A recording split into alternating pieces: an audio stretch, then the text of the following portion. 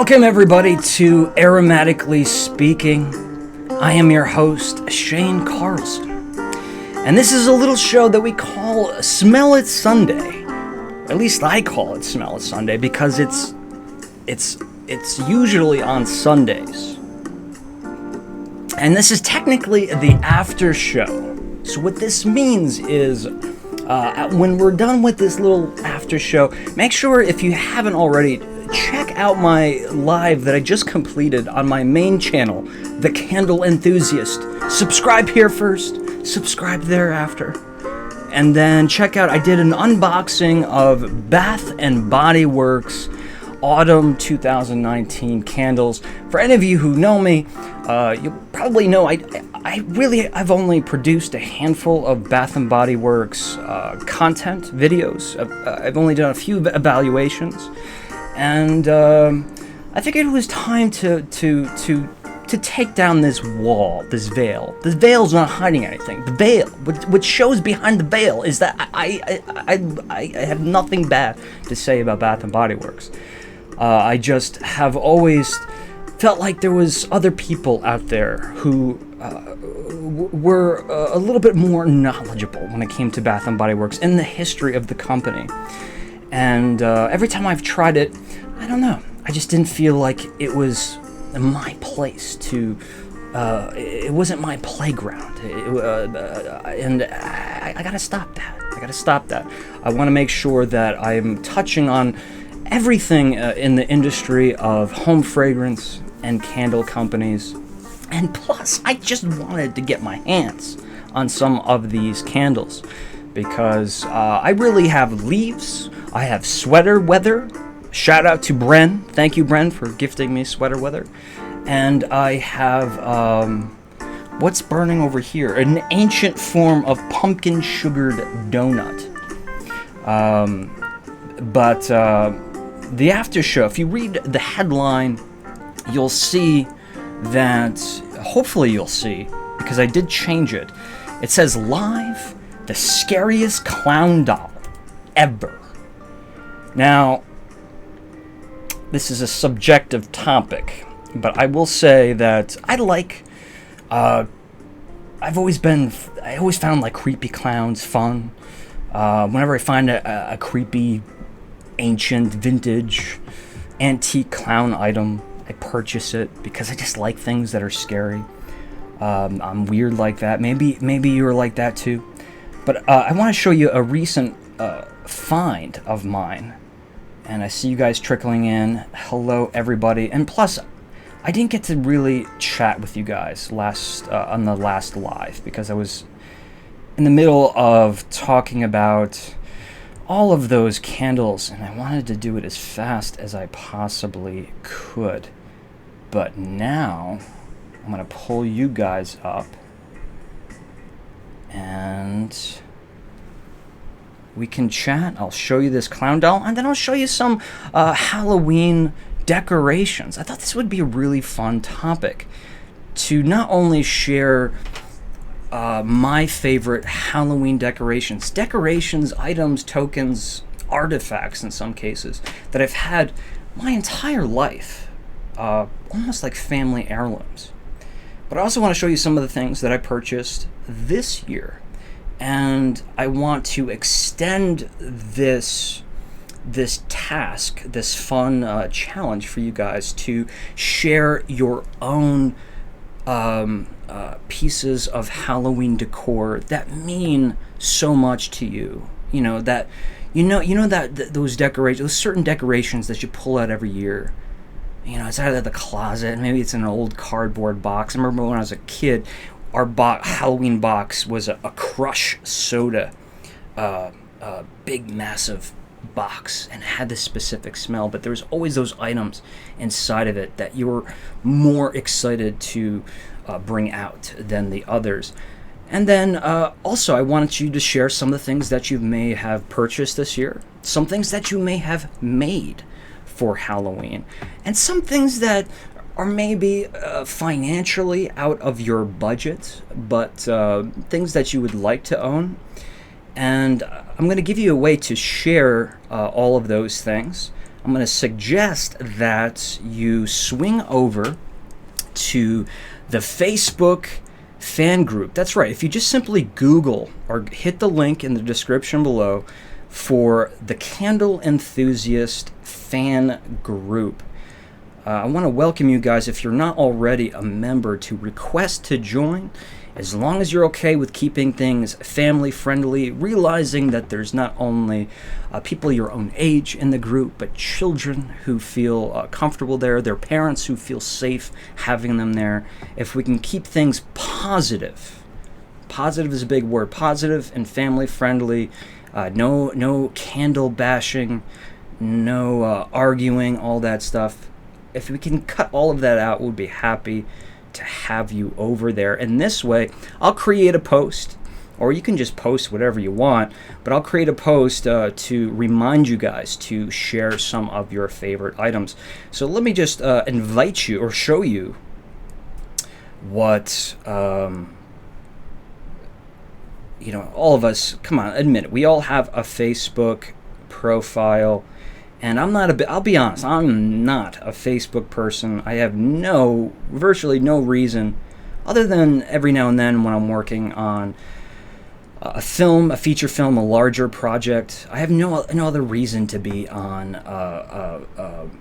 Facebook. But the Facebook, or the Candle Enthusiast group, has given me something that I can't express how much joy. It's essentially a fine group of folks, a family, what I call the Candle Enthusiast bubble of positivity. People who have just come together, sharing their recent acquisitions. Look at this. We have someone, Catherine Beckett, just posted her picture of Haunted Hollow. This is a candle by a very small batch candle company out of Washington, the state of Washington. And Washington Wicks, and we have Nikki Gessler, who's even a part of the group. So swing on over, request to join, and I am inviting you to share your decorations, your tokens, your artifacts, your family heirlooms, things that you wish you could buy but you just can't afford it. Or if you're good with making things with your hands. Look, what is this? Oh, I gotta blow this up. This is a picture from Molly Harvey, who, well, apparently Molly is the one who won my eBay auction. We have a Candle Enthusiast eBay account, and this is a very old 1983 Yankee Candle cannikin. Cannikin is an old term. Late 19th century, early 20th century, a lot of candles were wax with wicks, candles, not necessarily scented candles, were put into cans. And in the early days of the Yankee Candle Company, they made these cannakins. So this was straight off my shelf, literally 3 feet away from where I'm sitting. This candle was sitting, and now it's in a new home. And all of that money that was raised in this auction, or any other means of providing funding for the show, all of that money goes into future travel videos. There's a reason why we call it Aromatic Adventures with the Candle Enthusiast, and that's because we don't always just sit here and do live chats. This is the time of year where I pack up my camera bag. Got a brand new one.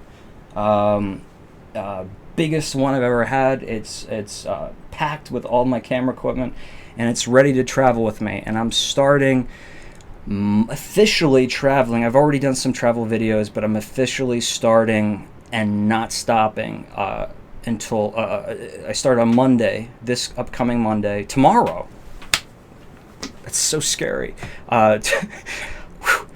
Tomorrow, and then I think I'll be done by December 20th with all of my travel. So lots of filming, lots of editing, lots of adventures to come. And all of you folks who have, pledged $1, bought a Candle Enthusiast t-shirt, limited edition. Link is in the description below. All of these ways that we've raised money, all of that has gone into these future projects. So I want to just make sure I give a thank you to all of you before I continue on. Now, what I want to do is pull you guys up so that I can read your comments. So, and then we're going to jump right into this whole scary clown business. So, recently I was at the Yankee Candle Village for my annual video. Can I show you guys a clip? Is that possible? Do I have a clip? Oh man, I don't think I have it on this computer. I should have had that prepared. Are we lagging at all? Let me say yes in caps if we are lagging. I'll fix it. But I was at the Yankee Candle Halloween preview party. And while I travel, I have my Facebook marketplace. It's kind of like a Craigslist for Facebook. I have that thing activated. So I search wherever I go within a certain radius and try to find little odd things here and there. I look for candles. I look for decor. I look for items to put into my Candle Enthusiast subscription box. Link in the description below. You are going to want to go over to Patreon, to my account, to become a Candle Enthusiast subscription box member. But I look for the strangest items I could possibly find.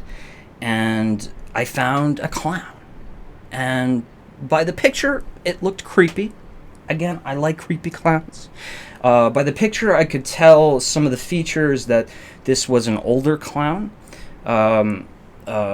Produced by a company called, you're probably familiar, Gund, Gund, and the price was right. And so I swung over, I picked it up.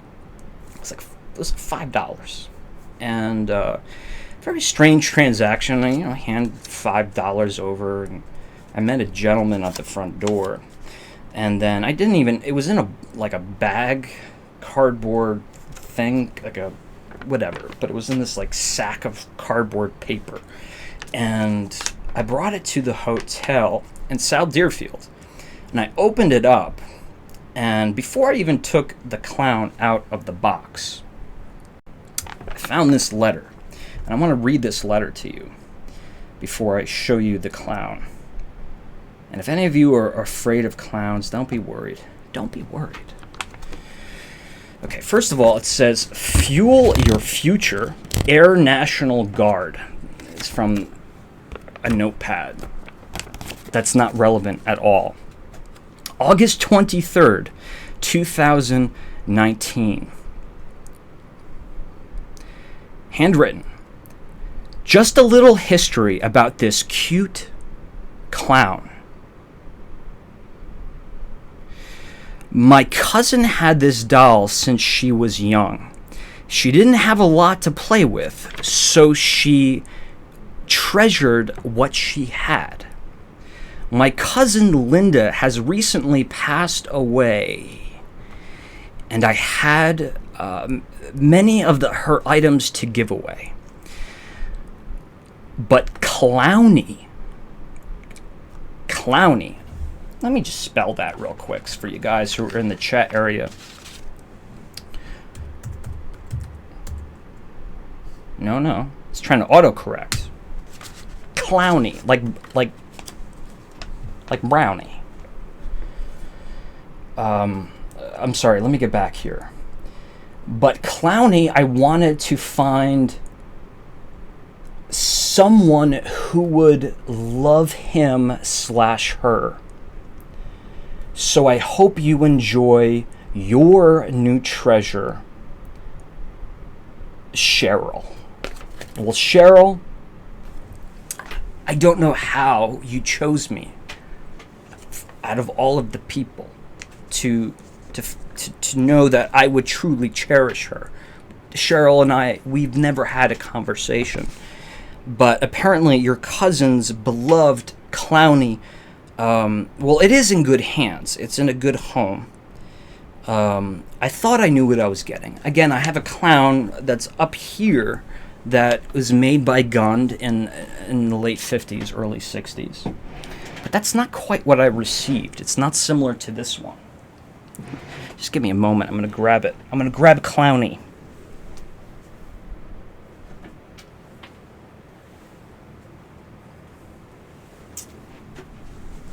All right. Let's have a talk. Let's see if we can get maybe a close look at this face. So the face I recognized as a product produced by Gund. However, Gund, the company, also sold just the faces. This is a plastic face. It's not rubber like a real Gund doll. They would sell these plastic faces in arts and crafts stores so that you could make your own dolls, right? You could just simply buy the face and then everything else could be made from scratch. And that's what this is. My God, look at this. He is like, what do you call those jesters? There's a name. But he has baby. We're going to go over this. We're going to go over this in detail. He's got baby feet. This fabric that I can't detect. This is not an attic smell. This is not a basement smell. I don't know where this Clowny was stored previous to my acquisition.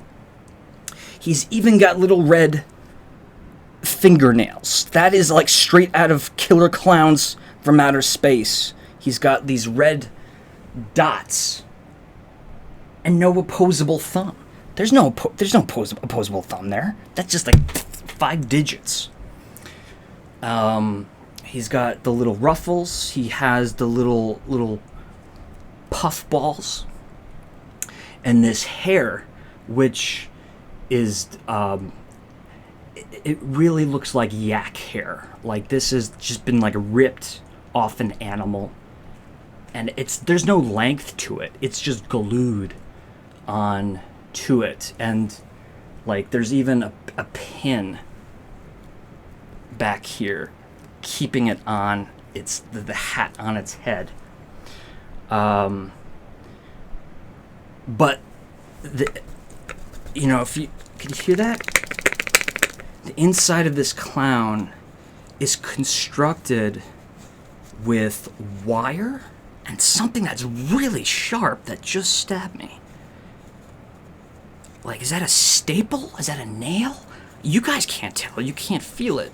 But there's like there's planks of wood in here with sharp things and wires. And there's no plank of wood in this leg. This one's just limp.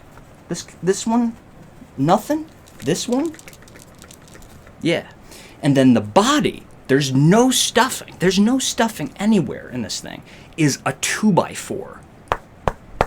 There's a 2x4 that runs up to the neck, and God only knows how this head is fastened to this 2x4. But I want you to, if you're not afraid, I want you to stare into the eyes of this very mischievous relic who now lives in apparently my studio. And the thing is, you can hear him in the night if you sleep in the studio. If you sleep in the studio, you can hear him at night by the clanking of the board in his leg and the knocking of the 2x4 as he pounds his chest like an angry gorilla. I don't know. Again, these things usually don't spook me out, but the fact that this was... I don't know if this woman, the Cheryl woman, she just made up this story about this being her cousin's beloved toy. It certainly does look old. It's 100%, there's no question about it, it's handmade. But the fact that this just came from, she made it sound like, oh, this had to go to a good home. I paid $5 and she never met me. This is the beginning of a horror film. It's got to go to a good home. It's almost like she passed on this little beast, this little torture, this little demon clown to me. And now it's going to haunt me for the rest of my life until the day that I write a letter to someone saying, Clowny now belongs to you. So that's it.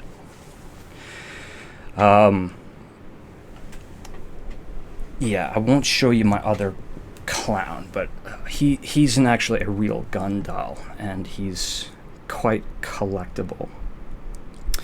Let's see what you guys are saying. Shane, Clowny needs an Annabelle case, says Jimmy Boy. Yeah, I went to a press screening of not Annabelle, but The Conjuring. The first one. It was right on Sunset Boulevard in Hollywood. My friend works for Warner Brothers, so he gave my brother and I press passes to go. We were in the front row, not because we wanted to, but we were in the front row and we saw it. And then after the film, which was quite intense, we saw it at the ArcLight. And if you've ever seen a film at the ArcLight, any of them in Los Angeles, I mean, the sound is intense, the picture is insane. The colors, what's the word? Calibrated perfectly. But when you walked out of the theater, they weren't there before when we had walked in, but when you walked out, they had set up all of the original props that were in the film, including the Annabelle doll, which was in its case. And it was quite terrifying to see that in person. Emily says, okay, creepy hands. Yes, definitely creepy hands.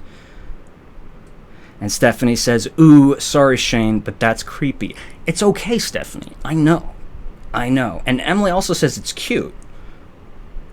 Clowny ain't no Twisty. Twisty the clown? Has Santa met Clowny? No. Santa... Where is Santa? Santa's right here. He's hiding. Because... he doesn't know what Clowny has in store. I was thinking about... It's an idea I've had for a while. About finding another Santa and making him like the... What's the Superman? Like the Bizarro Superman? Making him like the antithesis of Santa. So we could start whole new adventures of Santa Claus and his nemesis. And then I started thinking to myself, like, wow, like, wait a minute. I'm trying to produce like professional travel videos. I shouldn't be making like little films with dolls. I guess sometimes I have to remind myself of my age.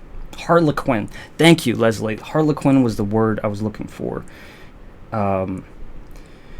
Definitely reminiscent of those kinds of mimes or jesters.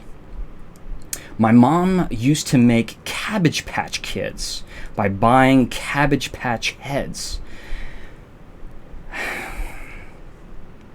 I mean, I suppose that's a less expensive way of going about it. But who's just throwing out Cabbage Patch heads? Cabbage Patch Kids heads? I mean, were they like rejects? Were they in the dumpsters at Toys R Us? I'm not making fun of your mother, but I would imagine those dolls, unless she was a pretty good craftswoman, I can imagine some of those, the ones that didn't come out perfectly, I can imagine them being pretty creepy. Where is Santa Cruz? My father recorded a song, Santa Cruz. Well, that's cool. Musician Musician for a father. I'm trying to read everything. Anybody have a Department 56 fan? Spooky Town is cool, but D56 or Department 56 has a vintage feel to it. Is anyone here a Department 56 fan? I just asked if anyone has a Department 56 fan. I'm watching over your shoulder to see Clowny move. If anyone is disturbed by the clown, I will move it. Don't be embarrassed.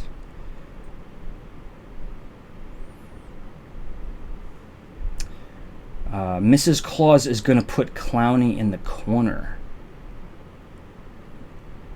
That sounds like a name of a really interesting but gothic children's book. Mrs. Claus is going to put Clowny in the closet. Or at least the beginning of a synopsis. When you're, back in the day when you're in the rental video store and you're reading the back of the covers of the movies and you're in the horror section and you turn over the cover. That would be like the opening line of the synopsis. Mrs. Claus is going to put Clowny in the corner. But lo and behold, blah, blah, blah, blah, blah, blah, blah. Nobody puts Clowny in the corner. Quick with that one. Nicely done. Vintage Road Candles. Reminds me of the doll in Toy Story 4. I haven't seen it, Nicole, yet, but I know that what you're talking about. Santa whispers, help me. Santa just doesn't ever speak. I've never heard Santa utter a word, which is probably a good thing. You can buy heads. Some people make dolls. Yeah, I mean, says Anne. I mean, yeah. But Cabbage Patch, just specifically Cabbage Patch heads, like Cabbage Patch Kids heads. I used to make like creepy dolls when I was in grade school. I know. I would not for the life of me. My father's like, why don't you go get a job at the hardware store? I'm like, no. There's this new thing, Dad. It's called eBay, and you can make anything you want, and sell it. And I showed him some of the stuff that I would make. I'd make like Evil Dead, from like the movie Evil Dead dolls, characters of the dolls. I'd just modify dolls. He's like, who in the world who's gonna buy a Barbie doll that's from Evil Dead? And I showed him. I made a good $100 that summer.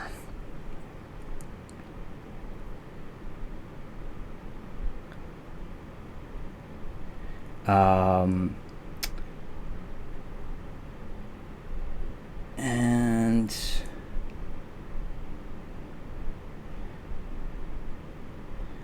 I love Halloween. Okay, that's a Department 56. I really can't comment on Department 56. I am not a Village person. My father was. He had an old Western Village and train set, and it was amazing. And I remember one year there was like a Norman Rockwell Christmas Village collection. That actually may have been Department 56. I don't know. But it was a licensed Norman Rockwell set. And, you know how it is, unless you're a real diehard Village fan, you set all that stuff up one year, and then the next year, like, nah, it never went up again. All those things stayed in boxes. But the year we had it set up, it was gorgeous. So what I've done since is right adjacent to the studio here is my new office. This used to be my office, but my office is next door. So I took this really ancient piece of furniture. It's like a huge entertainment center, but on the top, I've put all of those houses and some others that I've collected, and I made a village on top of the entertainment center. I'll have to show you guys sometime. But what's cool is I can take my GoPro and push it around through the village and use a really wide-angle lens. So when it's lit right, no joke, it kind of looks like you are the size of one of these little scale figures, and you're walking through the town, and it's actually really, really beautiful because the GoPro can look through the windows in the houses, and stuff like that. Maybe we'll do that around Christmas time. But since we're talking about Halloween, I just figured I'd show you guys some things. First thing I want to start off with, I don't think she's with us. I know she's been incredibly busy recently, but she's Nancy, like many of you guys, has been with me from the very beginning, 3 years ago, almost from video number 1. And she's always sending me incredibly thoughtful gifts, tokens, even though I tell her it's completely unnecessary. But she knows me too well. And this was something that was released in the Disney parks last year. This is a Mickey Mouse, jack-o'-lantern, ceramic, votive. I do have a lit candle in there, and I just don't want to let that thing go sliding and spill wax inside. But it's this beautiful piece of Disney candleware. This is Happy Halloween on the back, and I absolutely adore this thing. And especially since the year prior to last year, actually it was 2 years prior, there was a Jack Skellington one just like that. And I saw it it was on a little like gift shop that was on a cart outside of the Haunted Mansion in Disneyland. I saw it, I filmed it, it's in my Disneyland video if you want to check it out.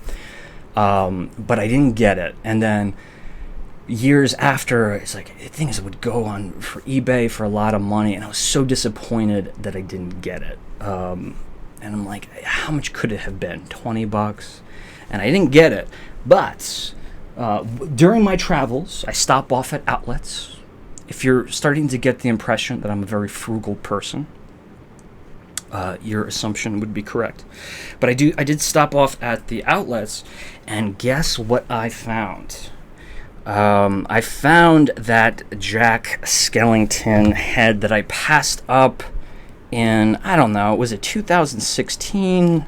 Maybe it was 2007. I can't remember. But trying to show you, there's a tag inside, but there you go. There's a slit in his mouth that you see the flame through his nostrils and through his eyes. There's a nice sizable vent on top, and the hole in the back to put your votive holder or your tea lights, your electric candle, whatever you want to put in there. You can even put like LED strands, but it's the same exact size as Mickey. Look at that. They go side by side. So this was $14.95. Sold. Let me just try not to break it. But the reason also that I want to show this is because I also found this at the outlets. Now again, this was, I'm sure you can find these, I don't know, somewhere, but this was a product made, just like Jack over there, was made for just the Disney parks, so not the Disney store. So you would find this, I'm seeing it in French here, so that's telling me this was sold at Disney Paris, Disneyland, Disney World, but this is the same one Nancy gave me, and it was also really inexpensive, $16.95. So what I figured, I couldn't leave this behind. I thought what I would do is, because we do have the Candle Enthusiast eBay page, if anyone was looking for this, like I was looking for Jack Skellington, or seeing it now and really likes it, I'm gonna put it up there. And again, 100% of that money on those auctions goes not to paying my rent or I guess mortgage now, or buying me a new pair of shoes, but it goes into funding future videos. So I'll put this up in the coming days, but in the meantime, make sure you check out eBay seller Aromatic Adventures on eBay and hit that notification button. This way, anytime I post an item, whether it be a candle, whether it be anything, I usually just post candles and candle accessories, but sometimes I'll post fun stuff.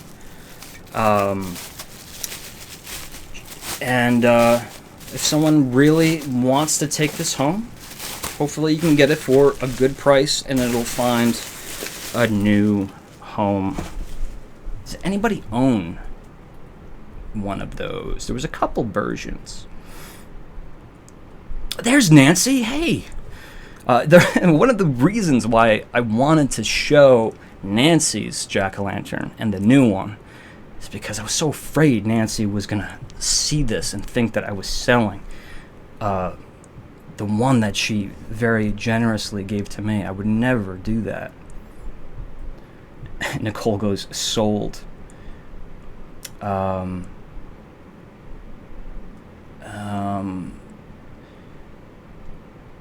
His broadcasting room. I've never called it that before. Thank you. She said, oh, it's not she. I'm sorry. I'm looking at your last name. I thought that was a woman's name. But Greg says, my broadcasting room, or I call it the studio, I used to call it the office, always looks cool. Thank you so much. You know what it is? It was a couple $100 and a sledgehammer. And I fixed it the way I wanted it. Maybe a little bit of paint, too, and some twinkle lights. But I just got tired of looking at these four walls. Like I said, what used to be my office. I always wanted that window. So I put a window there. Did you see how much the Kringle Halloween black jars are going for on eBay? You know, I was looking recently, but this must be something new because there was nothing on there. Let's see.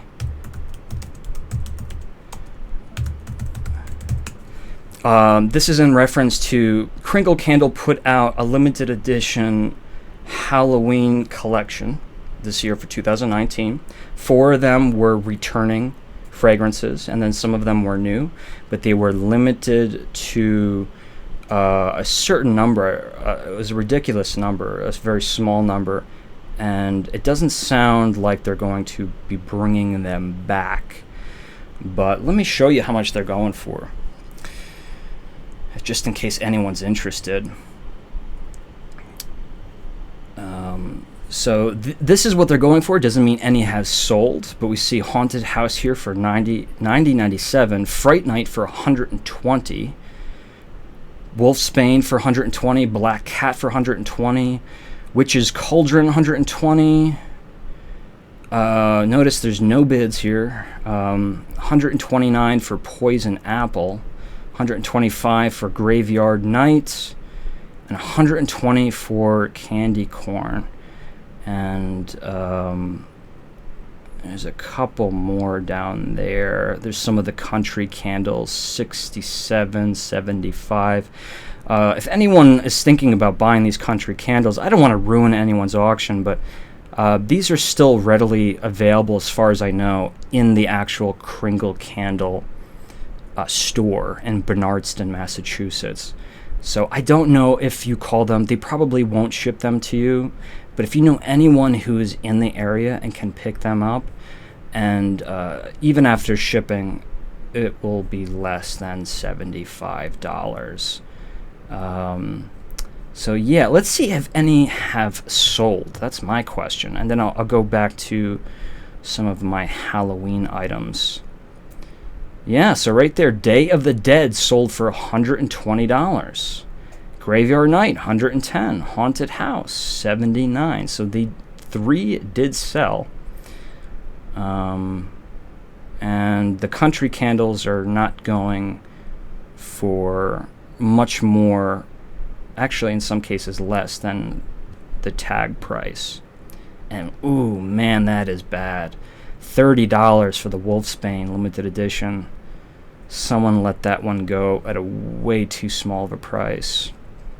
But either way, that's an option. You know, if you really need to have those candles, I guess they are there. Thanks for, I forget who it was, but whoever pointed that out, thank you for sharing that, because I've been looking just to see if someone was going to do that, because I still have a half case of the original 2014 pours, and I really don't want to sell them. I've always said, because I found someone who had them unopened manufacturing boxes, about 4 cases of each candle, and I bought them all, and it funded an entire year of this channel, an entire year.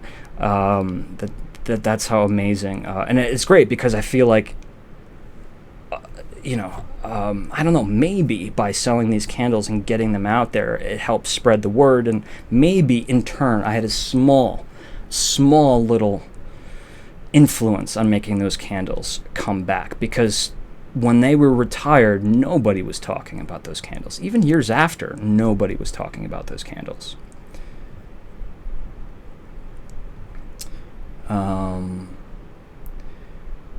But my point was, I really don't want to sell the ones I had, but if it would, if it would fund the show and it came down to it, you got to do what you got to do. But I want to have those originals to last me a long time. I want to burn one of those candles with my nephews or nieces one day. Beautiful toy reviews. Hey, check it out. Beautiful toy reviews from the EPC family. EPC meaning Eric Peter Carlson. My brother's YouTube channel. Swing over, subscribe, say hello, share the love, people, especially if you like Disney. Beautiful Toy Review says, a candle that smells like churros would go great with the pumpkin Mickey. So, Beautiful Toy Reviews. There's plenty of Disney-inspired candle companies. They dodge licensing and, protected, copyrighted material by kind of being very vague with the names of their candles. Like, for example, Disney doesn't own the name Beauty and the Beast. No, it's a fairy tale that's as old as time. But they own the character Belle, right? So as long as you're not naming a candle Belle something or other, you can name Beauty and the Beast and have some kind of, like a rose on it. But my point is, one of my favorites, I haven't tried all of the candle companies, but because you're looking for a churro candle, I highly recommend Spireside, Spireside, one word, Spireside candles. Look them up on Instagram, kind of browse around, and they've just... they work with an amazing artist who actually works for Disney, and they do really fun labels, and they have a great churro candle and also a Main Street candle as well. That's that beautiful smell that you experience when you walk down Main Street towards the castle. Churros candle is cinnamon spiced vanilla at Bath and Body Works. Yes, I at least know that much. That is very accurate. And I had one that's always going by a different name. It's usually the waffle one, but one year it was released as Happy Easter, and it's like a cinnamon something or other pastry. I don't know. But that one, I smelled that and I'm like, whoa, that is churro all the way. Leslie says Magic Candle Company has some awesome Disney scents. That's another candle company. Is very good. And my brother Eric actually has worked with them. He did, even though he never talks about candles, he did a live video where they sent him a bunch of candles, and he had his own little Candle Enthusiast live show. And the one candle that they have is called something like Pirate's Water. that if anyone's been on Pirates of the Caribbean, I mean, both of them, even It's a Small World, any indoor flume ride when you're on water has that smell. Splash Mountain has this amazing smell once you go inside, but there's something about Pirates of the Caribbean, and it can never quite be explained to me, is whether if they're pumping a smell into that room or if it's just the natural smell of Pirates of the Caribbean, because it is underneath the park, or at least underneath the ground. But they have a candle called Pirate's Water or something to that effect. And if it was at all accurate, I would be all over that. So a shout out to Magic Candle Company and Spireside. There's also Rosie and Walter. There's Wishes Candle. There's lots of Disney inspired candles. So I got a Snoopy. Does anyone got a Snoopy? But there's a reason why I got Snoopy. Again, this is a part of my Halloween autumn decorations. It's the Great Pumpkin. Charlie Brown is by and large my favorite thing to watch every year. It's one of the biggest traditions I have. But I got Snoopy because I found Charlie. Man, he's wearing his not so conventional orange t-shirt. I just couldn't. I'd never found like a cool Charlie Brown guy, like a stuffed plush to put on my shelf back here. But this one was so good. Like the weight is good. I know I'm a grown man and I'm talking about plush. Let a man enjoy what he enjoys. But I got Snoopy to go with Charlie. And I'm very happy about that. You know why? Because the two of these together, that's right, I said together, I don't know, it was like under $20. Before I show you one of kind of like my all-time favorite Halloween decoration, I'm going to wait a while before I show you that one. Let me show you a few other things. I don't really get a chance to talk about my family all that much, but my mother and I were very close. We're the best of friends, and she knows my aesthetic. And I swear, one day I said, just in passing, I'm like, I would feel bad having like a taxidermied. Is that the past tense of taxidermy? Is taxidermy even a verb? I don't know. Let's say a stuffed animal, a squirrel. A mole rat, a groundhog. But I thought it would look good, but it would make me really sad. I don't know how it'd feel, and plus they're very expensive. But I love owls. They're not always friendly creatures, right? But I love the image of the owl. The idea of walking through the dark forest and that lone owl perched up on the branch. You see the silhouette. You see the moonlight bouncing off his gleaming eyes or her gleaming eyes. And, they're just giving you that look like, what are you doing? Like, turn around, go home. You don't want to go any further. They always have that look of judgment on their face. So I said this one day, and I swear, like 2 hours later, she gives me this. She just happened to find it. I don't know where she got it. This could have been Goodwill. This could have been Michael's. I don't know. But this thing is awesome. I mean, it looks... Yeah, I don't know. I mean, this could have been like $3. I don't know. But, I mean, those are real, like little wooden twigs. I mean, like, as I'm getting older, I'm starting to really appreciate stuff like this. Like, somebody somewhere made this. And, like, albeit the adhesive is giving out on a few places, and these twigs aren't real twigs. They are, like, artificial, like, floral twigs, like with wires inside, I think. Yeah. They still look very real. So, yeah. So, Mr. Owl, I would have put him on the shelf, but I need to, like, move things off and put new things up. What is your favorite spirit animal, or an animal that, that just speaks to you. Or maybe a Halloween animal, a furry creature from the forest, or a bird from the forest, whatever it may be. Do you have an equivalent to how I feel about owls? Maybe a wolf.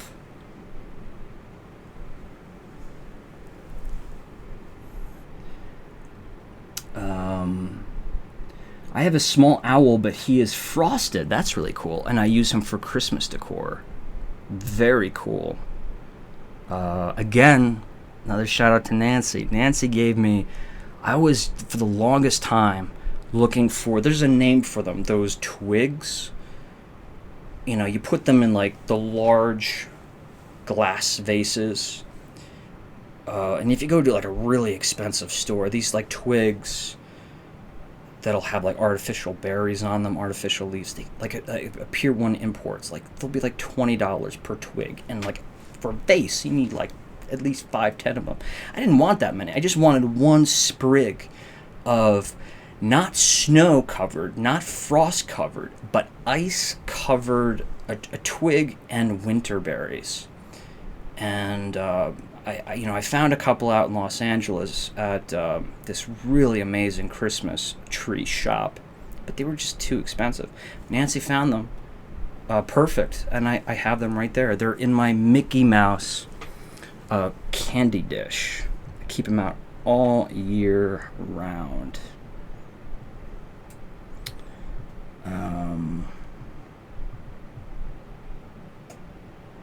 And Washington Wicks, Nikki is saying Bigfoot is her spirit animal. That makes complete sense. My spirit animal is a fox. That's my brother's too. Well, I don't know if it's a spirit animal, but that's like his equivalent to my owl. Wolves for sure, says Beautiful Toy Reviews. Red tail hawk. Ooh, that's specific, but I like that, says Leslie. Red tail hawk. That sounds like a really awesome name for a product. So you know what I'm going to suggest, Leslie. Greg says, every so often I hear a great horned owl near our house in the early morning. That's cool. That's, I'm just not out. When that early in the morning. I need to get out, like on the porch early in the morning and start experiencing the morning hours. I've always been nocturnal by nature. But this is the time of the year where I do start to get up earlier and earlier and earlier because of losing the sunlight so quickly. I try to train my body to be up and ready to go sometimes by like 5 a.m. this time of the year. Nancy says, I know I mentioned this before, but my spirit animal is a crow. Wow. I was born when the movie The Birds was on. Well, Nancy, thank you for the jack-o'-lantern. Thank you for my winter berries. Thank you for sharing that. But also, thank you for the beautiful segue. Because, indeed, Alfred Hitchcock's The Birds, one of his all-time greats, and I think underappreciated films. This was one thing I grabbed today I wanted to show you. I met Tippi Hedren, star of The Birds, when I was younger. I also met Joseph Stefano, who is the screenwriter of Psycho, and several other folks. So I remember I was so excited to say, I shook the hand of Alfred Hitchcock. But when I was a kid, a little bit of a cinema dork when I was a kid. I still am. So although a very large, I doubt that's a crow. That's a very large black bird, but I can't tell you how wonderful Tippi was to meet. I went to shake her hand, and she had a broken finger, so she couldn't shake my hand. It was this really uncomfortable moment, and I was a kid, and I was still crushing super hard on Tippi. And and she just kind of put me at ease in a second with her politeness and very humorous personality. But she had such a great signature, Tippi Hedren. So the story is not really about this, but, and I have shared this before, so if you've heard me tell this story before, just forget about it and let me tell it again. I was in Barnes & Noble. When I'm in Barnes & Noble, guess what I do? Take a guess. We talked about me being frugal. I go to the bargain rack, right? I go to the bargain rack because you never know what you're going to find, you know what I mean? Like, most of the books I read anyway, nobody on earth would want to read those. So, usually I get pretty lucky. And you can see right here, here's a book by Tippi Hedren. There's her signature. She always puts those crows. So I'm looking through the bargain rack, and I'm like, I wonder how much this biography of Tippi is, because I always kind of wanted to display this, get a better frame for it, but maybe put like the two of these in a shadow box. Together. I thought that would be a good idea. So I looked at it, and it was the sign on the bargain rack said half off the cover price. The cover price is $28.99 US dollars.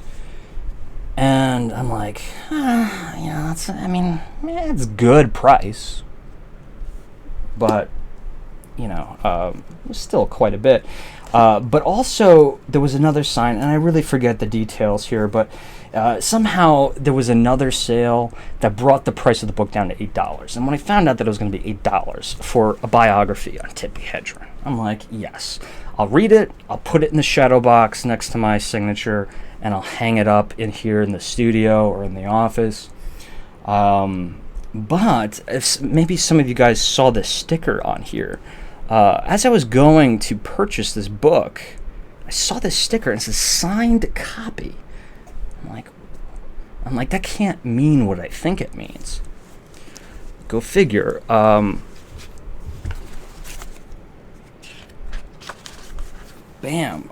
This is indeed signed by Miss Hedren, Tippi. She signed this book, and it was in the bargain rack. So what did I do? I bought it. Then, with my receipt, I went and I talked to the clerk, and I'm like, what happened here? And it's like, sometimes, when the publishers, they send these books out, they send a whole bunch of signed ones to help promote the book when it's first released. And I'm like, well, why was it in the bargain rack? She's like, well, it shouldn't have been there. And I'm like, all right, $8, signed by Tippi. I know there's probably a lot of you out there who have no idea who Tippi Hedren is, and probably have never seen the birds. And I get that. But if you know who Melanie Griffith is, that's her daughter. So maybe in a weird way you do know Tippi Hedren. Am I down to my favorite items? Not really. I gotta show you a couple of my new things. So, this guy was from 2 years ago, back when yoga skeletons, they're still kind of trending, but 2 years ago they were all over the place, these yoga skeletons.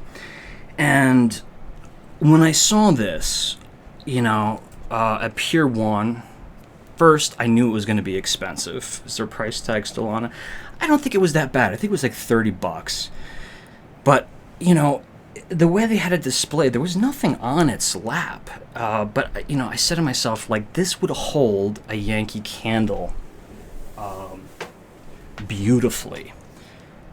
And bam, it needs a tray, because it does tip wobble. But if you have one of those small little trays, or even like an old ashtray, like a smaller ashtray, but still big enough where you can rest the candle inside, it'll hold, and trust me, it will not scorch or burn the face of this skeleton. He's made of heavy-duty resin. But even better, if you burn medium-sized jars, or if you are a Bath and Body Works fan, just take the lid and put it in his hands. You could probably find one of these on eBay, or a knockoff, because I know that there was plenty of other companies making these. But I find that the skeleton really holds. That's a hot candle. Holds, and that really smells good. I can't really smell it from where I was sitting, but I don't know. There's just something how he's just the right size where he can snugly hold that Bath and Body Works candle. And in the dark, it illuminates his face. There's 3 flames instead of 1, which is really cool. And, you know, you just don't ever, you know, leave a candle lit unoccupied. And you'll be safe.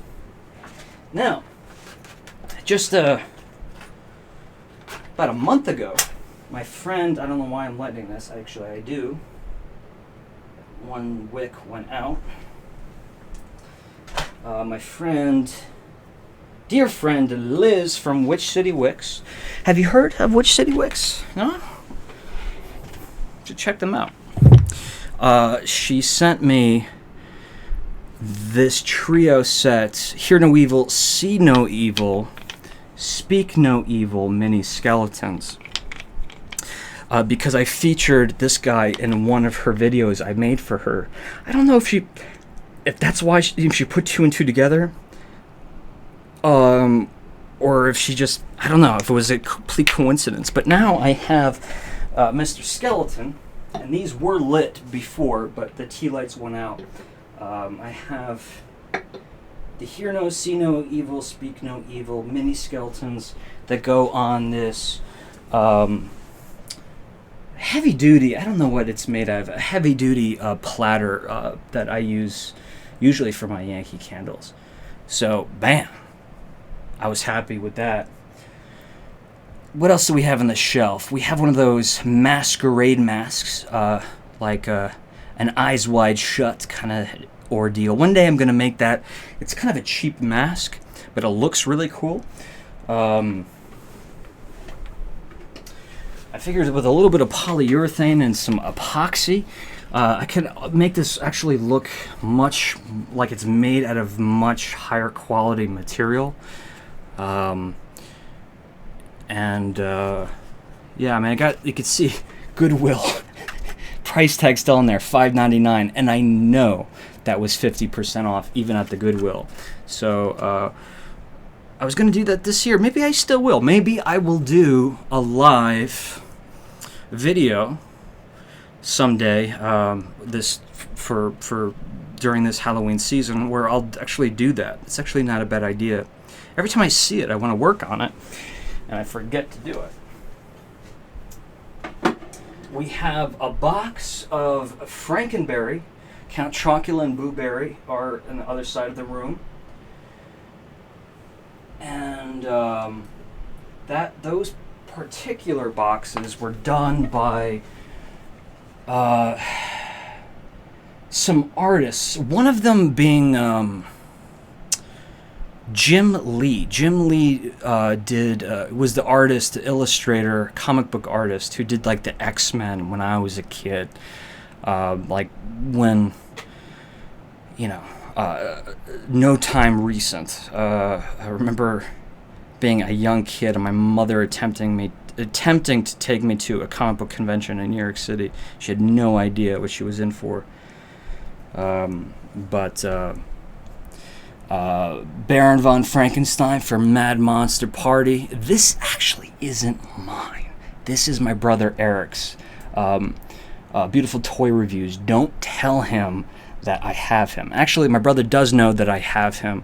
I'm just watching it for him because he's made out of very fragile materials. This is kind of like I would guess an Ultra Cal 30, which is a hard, very, very, very hard plaster, but still very, very breakable. So I don't want to. We definitely don't want to ship it, but as long as my brother is in Los Angeles, I'm babysitting. Here's a new piece for this year. I am not a Funko Pop collector, And that's not because I don't like them. You know, Funko Pops, they look like this, right? The big heads, the big eyes.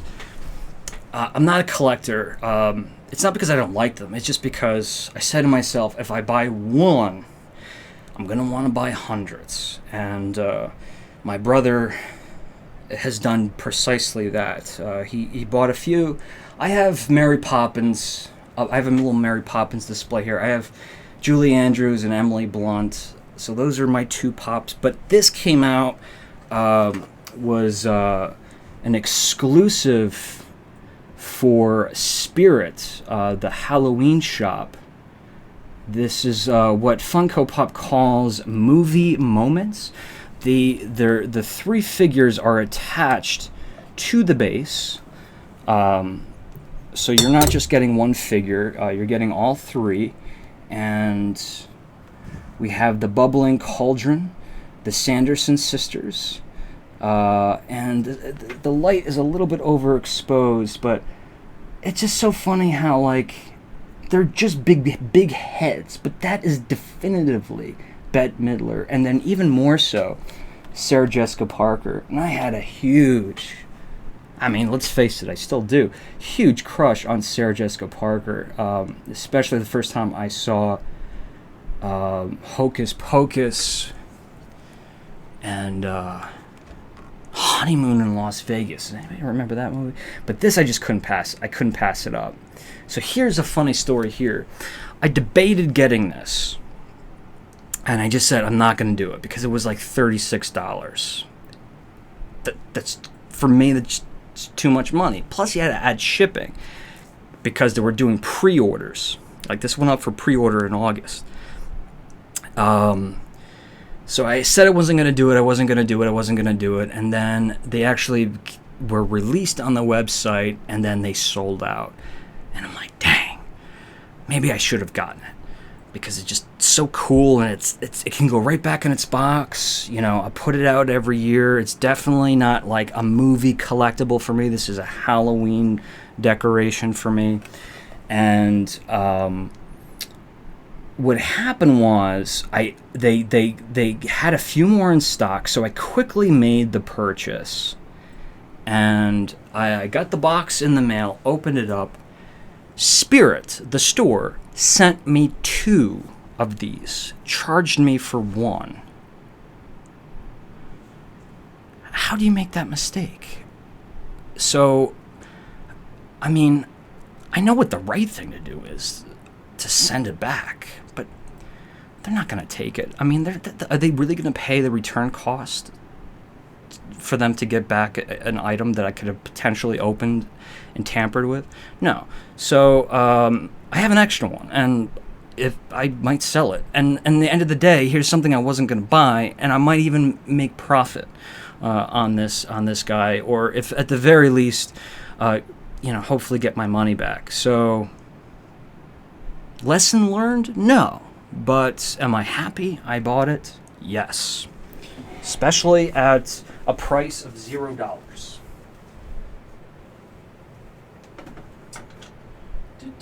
We have Nighttime Jack up here, or Pajama Jack. I don't know why I put small items up there, because you guys are never going to be able to see them.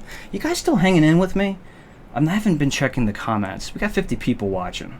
That's good enough for me. Hit that thumbs up button like I just did. Hit that thumbs up button. But let's take a look. These, you can get a lot of different Nightmare Before Christmas. I have Jack and Sally, the mayor, over here. But back before Nightmare Before Christmas was a huge hit in the US, because when it was released, it was anything but. Disney didn't know how to promote it, so they released it as a Touchstone Pictures film, not a Disney film. And they promoted it for like young children, like young children. So parents took their kids. Obviously, they weren't happy with, things are a little bit different these days, but they weren't happy with the gruesome nature of Nightmare Before Christmas in 1993 when it came out. So it was a huge failure from the get-go after its theatrical release. But right around the switch of the millennium, a whole new generation, mainly those kids, who probably did see it in 1993, discovered it at again, and that's really when Nightmare Before Christmas became a sensation. However, before that whole phenomenon happened, Japan, the Nightmare Before Christmas was a huge success in Japan, and a company called June Planning made these exactly to scale figures of all of the characters, including heads pulled from the original molds. So the different heads, there was different Dracs with different expressions. I got the one up there where he's kind of, what does he say? With the skeleton grin, when he has that very sad, wide, frownish grin. But they're posable, they're to scale. The Sally is awesome. If you haven't seen Sally, she was up there for a while. I'm going to put him back. He's been up there for a while, and although he's made very well, they are quite fragile, so I don't want him to fall. And check this out. And then after this, I'll show you the piece that is near and dear to me. Uh-oh, Santa fell. Too much. Had too much fun last night. You know a Yankee Candle, every year they have buy so much, give them 10 more dollars, and they sell you something ceramic at the door. Well, that's what happened to me. But this was a really, really cool one. This evil, very Tim Burton-esque, Boney Bunch looking candy dish with two skeleton hands reaching out of the dish. This is great for candy corn. Thing is, I don't need candy dishes, I don't use them. And you could put a candle in here. You definitely could put a candle in here. But something I also don't use very often are shades. And this was a 2010 Boney Bunch ceramic shade. Check that out, man. That is really cool stuff. And you could pop this right on top. You could put this right on top of Happy Halloween, Witch's Brew. But again, I don't use shades very often. So I figured if I just put this guy, it's hard to do this backwards. Put this guy on this guy. How does that look? I can't do this in reverse. I could just do that. There we go. It makes a very stylish pumpkin head with the top hat that kind of works as its own piece of decor. And of course you could put an LED flickering bulb in there if you'd like. I broke that out today. I thought I would keep that up there for about a week until I change it out with something else. How are we all doing? I need coffee. Does anybody need coffee? Is there something sticking out of my back pocket?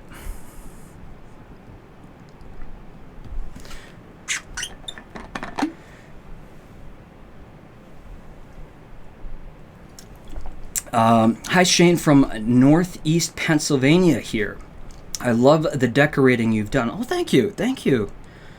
I'm not, that's the thing, I'm not a good decorator. I don't have patience for it. But, and I always have to set this up for the holidays. Came out kind of nice. This year. A lot going on. A lot of lights, a lot of movement. But I like that.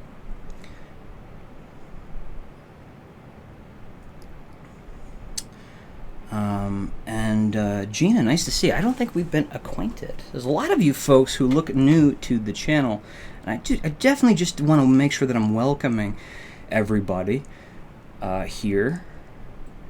And if anyone is new, make sure you hit that subscribe button, folks. That's really, really key I've been saying this because this is our small, intimate channel.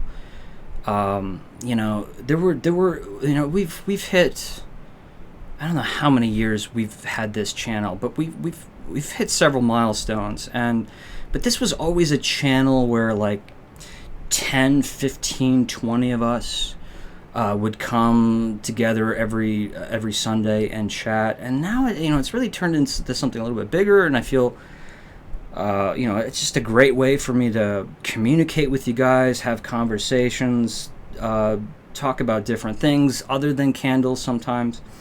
But what's really important is that we get to that 1,000 subscriber mark. It sounds like such a small number, and it truly, in many ways, it is. But because this was always purposefully an intimate channel, it's just struggling to get to that 1,000 subscriber mark. I mean, let's face it, how many people don't want to listen to me talk for hours about my stuff or my candles? But there's a lot of perks to hitting 1,000. One is that I can monetize these live videos. What does that mean? Well, it means that those clickable ads, you know, the ones that you skip at the beginning and the end of the video, well, that means I can monetize those videos, put those ads at the beginning and the end of these videos. And Google, or YouTube, if you want to look at it that way, Google gives us money for that. And when I say give us money, I mean that, because that money goes directly into the Candle Enthusiast account. It doesn't go into my checking account. It goes into the Candle Enthusiast account. If we sit here and we talk for 5 hours, and the more and more people that are tuning in, it's more money. They're not giving us a lot, but it's something, right? It's something. And if we're sitting here and we're putting out, you know, I'm sitting here putting out content, you guys are, you know, kind of helping create the content. You're guiding what I'm talking about. If you weren't here, I wouldn't be here. So we're doing this together. And the fact that because of a small stipulation, we don't have this 1,000, this completely superfluous number, 1,000 subscriber mark, and we're not getting money by Google. I just feel like it's a really underhanded slap to modest YouTube creators. I really don't think it's fair, especially when you consider all of the perks that Google and YouTube give to the really big YouTubers, you know, the ones who have over 1 million subscribers. Like, why do they need the perks, right? You know, some people like myself enjoy having a smaller, modest following because you guys are loyal and you're kind. We don't want those other people who are going to bring negativity and you know, troll and you know, bring, you know, taint the fun that we have. So let's get that up above 1,000 subscribers. It'll help monetize the video. It'll help give money, but also there's if you don't know what it is already, it's called Super Chat. Super Chat is a way of everyone, no matter what, you know, if you want to give 99 cents, you can give 99 cents. If you want to give $5, you can give $5. And why would you give money like that? Well, that, like I said, that money goes to funding future videos. But let's say, hey guys, next week, instead of me showing you my decorations, let's have let's have a super affordable wine tasting. What do I mean by that? Well, a part of my education, or in part, my education was in wine. I worked in Napa Valley for 6 years. I'm a certified sommelier. I've spent all of those years of my life with a glass of wine, with my nose in a glass of wine, analyzing. That's how I got into this whole candle evaluation thing. But, you know, people are always asking me, what's a good bottle of wine I can buy for like $12? I can show you, but we can actually go out and all buy 3 of the same bottles. We'll spend $25, 25, whatever. Maybe I'll do 5 bottles and you can just buy 1 or 2 of them. My point is, I can't just go out, spend the money that we have for future videos to buy 5 bottles of wine for 1 live video. I can't. I just don't have the funding to do something like that. But with Super Chat, if everyone chipped in $1, I can go out and get those wines. You can get all of those wines, 1 of those wines, and then next week we can taste them together, and we can do sensory evaluation, smell those wines, taste those wines, and I can show you whites, reds, sparkling wines, domestic wines, wines from other countries, small production wines, large production wines. I can show you really, really, really great values. And this is not just wine. We could do this with anything. I mean, we could have so much fun on these lives with these kind of interactive things. But in order to do this, again, all kind of need to chip in that 99 cents or $1. Look, if everyone who's watching right now gave in $1, we could do something really fun and interactive next week. So when I say there's incentives to get 1,000 subscribers, that's what I'm talking about. There is no such thing as a super chat if you don't have 1,000 subscribers. I have it on the other channel. We're at 4,000 on the other channel, but we don't have it here. So, excuse me for always having to describe that for people who've heard it 100 times. But just to being a responsible YouTuber, I have to promote that as much as I can. All right, so this is the Q&A time. If anyone has any questions, I'll be happy to answer anything. We could talk about the Bath & Body Works candles that I evaluated. I evaluated 6 right out of the box. Bob Cat, another member of the EPC family. I really want to reach that 1,000 subscribers. So that way we all can give you super chats. Thank you so much, Bobcat. Yeah, you know, we're so close. I mean, so close. The Candle Enthusiast, my main channel, got 20 subscribers just today. But this channel is a little bit different, you know. This is we have a much smaller audience here. And and I'm so thank you, Nikki, for asking that question. She asked me what coffee I'm drinking. So this would be another great thing to do: coffee tasting. I am a self-proclaimed coffee aficionado. Am I truly a coffee aficionado? Probably not, but I'm a self-proclaimed one. I love coffee. I spend at least 20 minutes every morning making one coffee cup or cup of coffee at a time. You know, everything matters. The freshness of the beans, the grind of the beans, the method of brewing, the temperature of the water, where the water is coming from. I'm one of those dorks, one of those nerds, and I'm proud of it. So Nikki asked me what coffee I'm drinking, and that's another thing. If we did the super chat thing, I could show you. We could do a coffee tasting. So if anyone's not into the booze, we could talk about the caffeine. This is going to be made out of Tarrytown, New York. Now, of course, not the beans. It's going to be roasted in Tarrytown, New York, which really is Sleepy Hollow, New York. Tarrytown is the infamous port town that's spoken about. What is the past term in that situation? I don't know, but it's mentioned in Washington Irving's A Sleepy Hollow. Tarrytown was the port town, and then Sleepy Hollow was that tucked away little hamlet. Well, in Tarrytown, the coffee roaster is called Coffee Labs, Labs. Labs as in laboratory, but really it's like a Labrador. Why can't I speak today? A dog. Labs. Coffee Labs. The logo is a coffee or a lab logo. But what's in the cup is their proprietary blend called Witch's Brew. Every year I buy a pound. I go down to Tarrytown. I buy a pound of this stuff. I had it shipped to me when I was living out in California.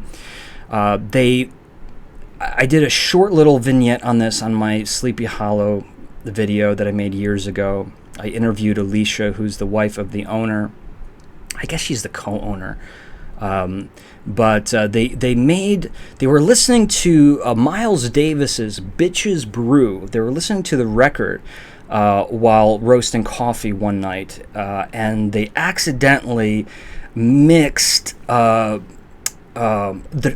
darker roast with a blend with another blend. They put the wrong like dark bean in the blend. It wasn't supposed to be there. And so instead of just like chucking it in the garbage, you're like, let's brew up something. Let's see what it tastes like. And they loved it. And because they were listening to Miles Davis's Bitches Brew, they named the coffee Witches Brew. And this is something I think they keep around all year. And of course, because of they have to source the beans all throughout the year. The profile changes from time to time, but it's if you really are like that dark, really dark, full round coffee, texture coffee person. If you use a French press compared to a drip method, or a pour over method, or an immersion method. This is a coffee that I don't know if you'd want to drink it year round, but it's so fun to, like I said, I just buy a pound of it a year, lasts me about a week and a half, give away what I don't brew, and it's a seasonal treat. It's very, very rich, and it's quite tasty. It's really dark chocolate forward. I mean, like really, like not the dark chocolate, like one of those like 99% cacao dark chocolates, like zero sugar, without the astringency or bitterness, though. Renee says I'm lagging. Is that true? While I'm lagging, let me just. I think what happens when this program runs for a long time, it gets finicky, but you can't restart it. Hopefully that will fix itself when this gets officially uploaded. Rose says, love your Garfield mug. That's right, candy. Another one of my favorite Halloween specials. Leslie Pethybridge, I'm definitely sending you my coffee candle next week. Holy cow, yes. You'll love it as it's a dark roast with coffee grinds on the top. That is hardcore. Leslie, I would love that, and I would love to highlight it on one of these two channels' live streams, if not both. And Washington Wicks, I'm going to order some ASAP. Yes, Witches Brew. Do it. They roast it fresh every week. It's made in Sleepy Hollow. How cool is that? It's made in Sleepy Hollow.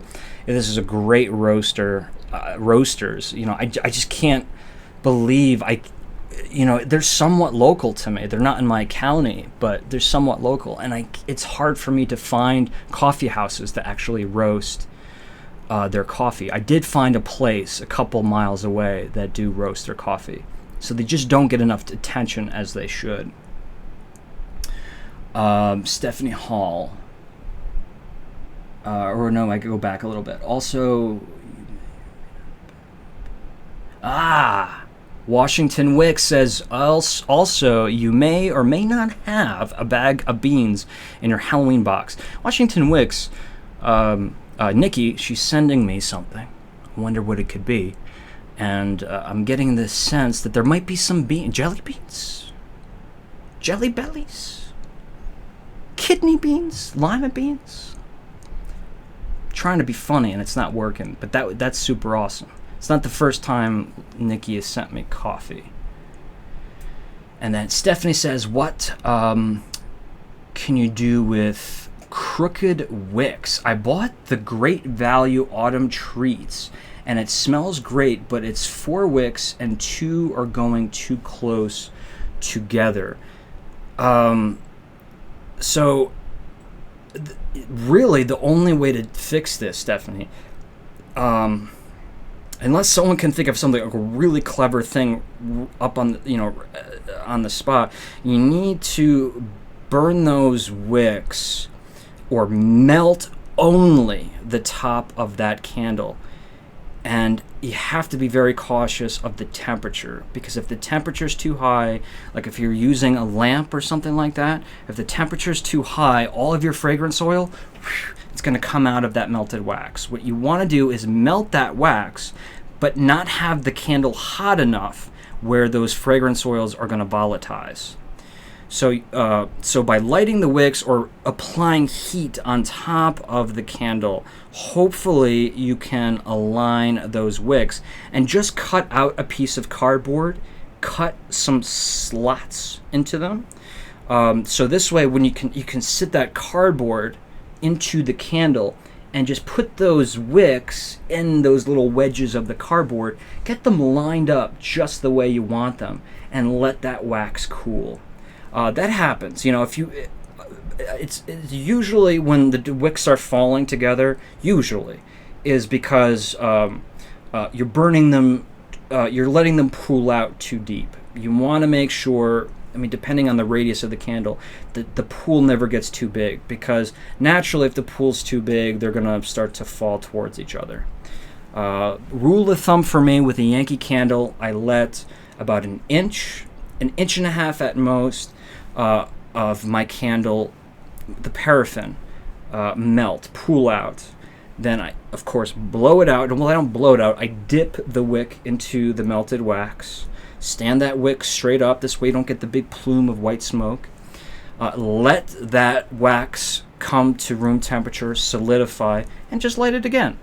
This way you're doing two things. You're not creating any problems with the wicks, but most importantly, if you just keep a candle burning and the pool keeps getting bigger and bigger and bigger and bigger, all you're doing is expending that fragrance oil.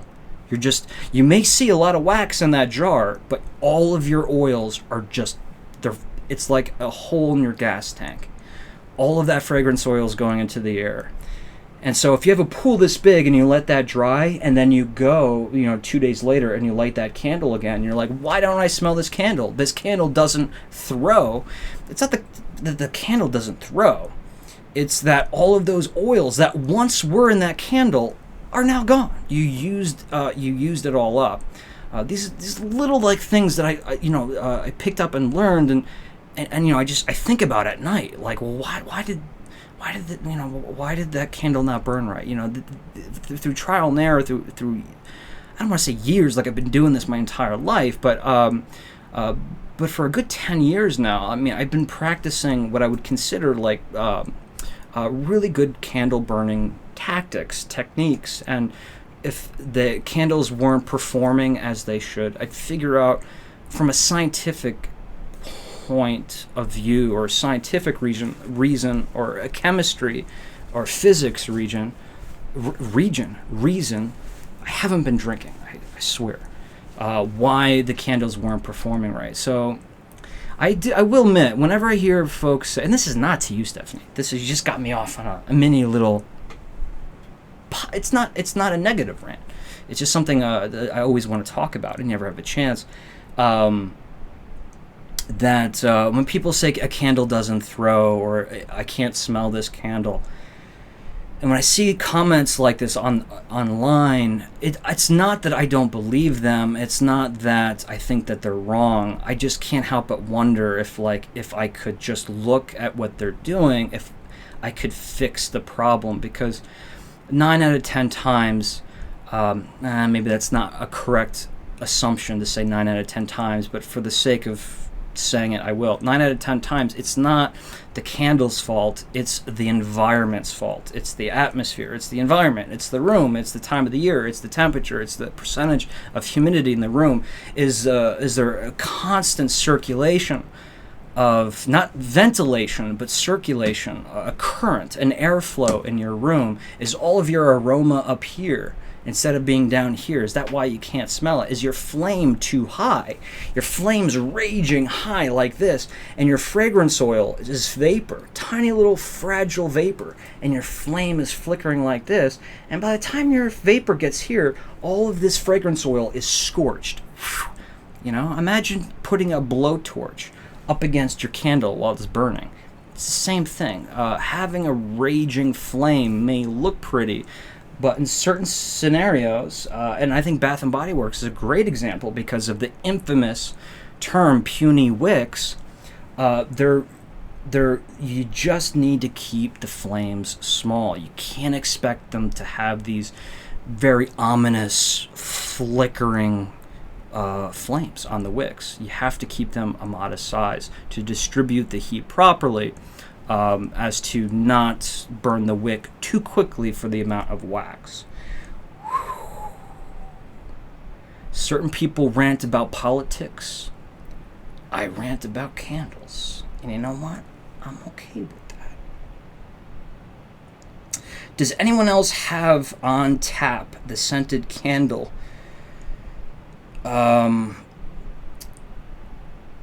It's funny. I know a couple people in the chat room that do. I do. I have mine over here. And I believe Nicole's brother has one as well. Do you have a question about it, Greg? Maybe you asked the question. Does anyone else have on tap scented Yankee Candle 2? It does kind of smell like beer. It definitely does. I always say the candles have an association. Back in my college years, I worked as a bar back. Not in a bar, but in a nightclub. We're talking like full-on DJ, 3 floors, lots of dancing, lots of sweat, lots of body heat, lots of spilled beer. So, although, I think that's a fun novelty candle by Yankee Candle, for me personally, the association that I have smelling that candle, it doesn't remind me of opening up or, drinking like a craft beer, or even just a good domestic beer or lager. It just reminds me of that smell of, spilled beer, the counter of the bar, what you'd be scrubbing up at the end of the night. So novelty, yes, but I probably wouldn't burn it. And Rachel, she's putting up the hand saying hello Rachel, and she goes, oh my God, are you still live? I am. I went a little long because I'm postponing a bunch of things that I need to get done. I start filming tomorrow. I start driving tomorrow, but I also have some editing. That Yankee Candle Village video. Keep in mind, this is the first time I've put together an edited video of that length with that much raw footage. It's been a long time since I've done something like that, and my workflow has been slowed down by my rustiness. But I will have that ready for you soon. I just figured that it's not topical anymore. Yankee Candle Halloween, right? It's not topical, so it's just like you have to just lower their priority. Stephanie says thank you. Please just know, Stephanie, that none of that ranting was on your good question, about your good question. All right. So before we wrap things up, I do want to do this real quick. On the last live, I not promoted, but I just kind of did like a shout out to the Facebook fan group. Just do me a favor, guys. I mean, other than subscribing to my channels, there's just no reason why you shouldn't request to join. Let me just make sure I'm hitting the right button. Request to join the Facebook fan group. I'm going to sum this up real quick. I'm not a big Facebook person. I never have been a big Facebook person. But since we're well past the 2nd year anniversary, Rachel is in the house, started this whole thing, and Nicole, Eric, Lauren, Rebecca, all of them together have been running this show for 2 years now, and it's, in my opinion, I should say it like this. I think it's proven itself time and time again to be the most positive, the most drama-free place to talk and share your passion about candles or anything aromatic or anything nostalgic. If you want to talk about holidays, if you want to talk about other hobbies that you have, if you want to share recipes, if you want to just get together with a bunch of people who are going to be polite, everyone supports each other, it's just such a great little community, and it's far surpassed anything that I have done. It's not just about my videos. In fact, it has nothing to do with my videos. It's just I am just so proud that in some small way that I had a part of bringing all of these people together. So please swing over. I know you have a Facebook group. Request to join as long as you don't mind keeping everything family friendly. That's always a priority. I haven't done a shout out for Patreon in ages, and there's a good reason. I just, I took I took a hiatus. I took time off, and it was very much needed. You see this number? Patreon is like PBS. It's a way for folks to pledge money, donate contributions. That's kind of redundant, but it's a way to help fund not candle purchasing, not help me pay my a salary, right? This money doesn't go to me. It goes into producing my travel videos. And if you go to patreon.com and you look up the Candle Enthusiast, you'll see there's a trailer of all of my at least up until a certain point. It doesn't have some of last year's stuff, but it's about a 6-minute montage of all the travel shows, videos that I've done, excluding some of the biggest ones. I don't even think Lizzie Borden is in that clip. But this number right here, this is what you guys are pledging on a monthly basis. This is so huge. We have 22 patrons, and we're getting $259. But I do want to point this out. About a year ago, exactly a year ago, this number was $900 a month. $900. So traveling was not a burden or an issue. I had plenty of money to budget out, not just month by month, but week by week, even day by day. I had money to say, how am I going to get from September all the way to Christmas and make all the videos that I want and still stay on budget. And unfortunately, because of my hiatus, and I have no problem with this. A lot of people had to say goodbye to me and pledging on a monthly basis. I don't blame them. I'm actually surprised that we still have the amount that we still do, but we need to get this number back up if we are going to be traveling, especially with the dawning of my third channel, which will not be Aromatic Adventures with the Candle Enthusiast. It will just be Aromatic Adventures, and this channel will stay the same, and the Candle Enthusiast will stay the same, but we're going to have a travel only, destination only channel with what I consider to be my best work. So there's a bunch of tiers here. You can donate as little as $1 a month, and that is not a small amount. Trust me, if everyone gave $1 of the Candle Enthusiast followers, we wouldn't be having this conversation. We wouldn't even be sitting here in the studio. We'd probably be out filming somewhere on location. And you can see as the price increases, there's some added perks, simple things like I'll send you a postcard wherever I travel. At the end of every one of my videos, I have something called the Wall of Flame. It's just a list of all of the contributors, the viewers who donate $20 or $20+ every month. We have some candle companies included in the Wall of Flame. Witch City Wicks is now a part of the Wall of Flame.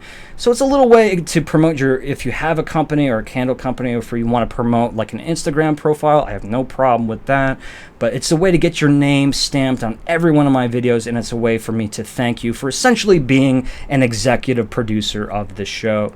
And something that will be getting a facelift, but we have something called the Flash Drive of Exclusivity, which a monthly flash drive in the mail with photographs, deleted footage, bloopers, all of that fun stuff, and even customize some quick videos for you. I'll let you read the details, but I can customize videos if you have any very specific questions. That's another tier. And then we have 3 tiers of the Candle Enthusiast subscription box. We have the mini, which is $45. It's my selection of candles that I am burning, candle companies that I've maybe discovered from small producers, candles that I find through my travels, and then other goodies. You know, I put things in there like local maple syrups when I'm traveling, or if I pick up some local honeys or jams, preserves, chocolates. Just fill that box up as much as it can handle, you know, of course, the total value of the box is not going to be equal to the pledge. That's, you know, it's like, you know, like PBS when they charge you like $40 for a CD or a DVD. But this is a way, you know, if you have a little bit of extra money and you want that personalized subscription box in the mail, again, the longer you're a member, the longer I learn what you like, what you don't like. We start kind of a correspondence, so I know what to look for, you know, for you, whether it be trinkets that I find in markets, handcrafted materials. So we have the mini, we have the Candle Enthusiast official subscription box, and then we have the Candle Enthusiast subscription box deluxe. And this is it's not a small price, but man, this is this will be my 3rd Halloween, 3rd Christmas doing this box. And this is the time of year you don't want to miss it. Am I pushing it a little bit? Yes. But am I milking the truth? No. I always try to put the most, to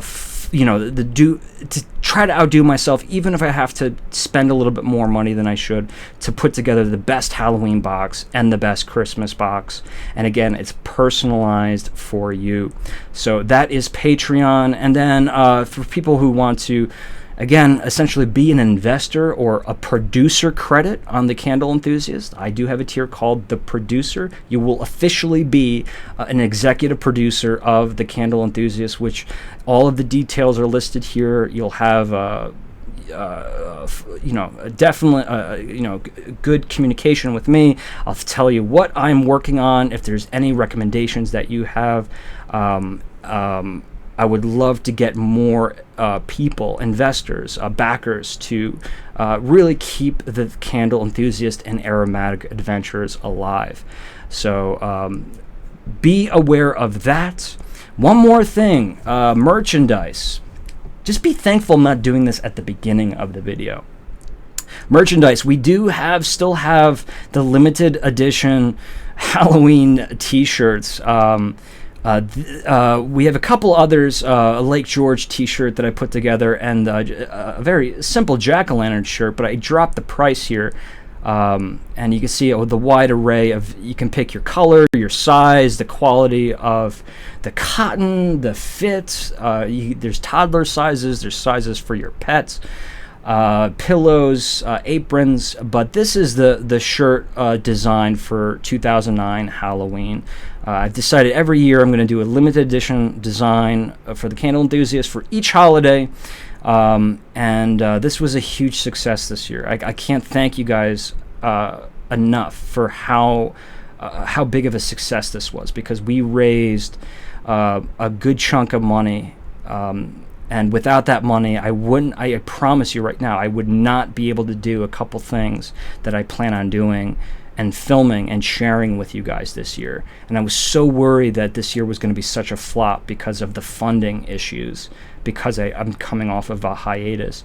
But one t-shirt, one design, and a bunch of supporters and people walking around in Candle Enthusiast shirts, with your generosity, we really seriously have at least two good solid videos that the t-shirt has completely funded, from beginning to end. We're talking about gas, we're talking about hotels, we're talking about admission costs, we're talking even about expendables for the cameras, things like batteries, all those hidden costs that I have to spend to make these videos.